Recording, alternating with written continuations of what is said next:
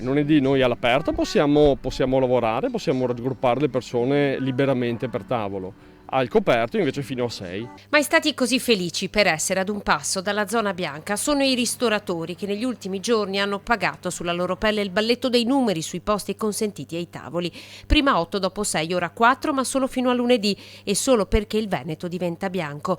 La regola dei 6 posti concessi all'interno dei locali, accordo raggiunto con le regioni, vale fino al 21 di giugno.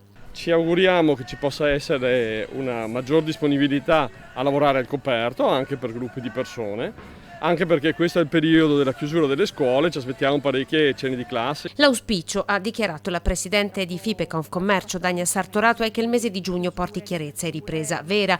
Siamo sommersi di richieste e dubbi, ha detto, non ci siamo sentiti rispettati come imprese. Per la ristorazione e i pubblici esercizi, continua Sartorato, il peso è stato doppio e così al 5 di giugno mancano ancora lavoratori per il comparto e stagionali.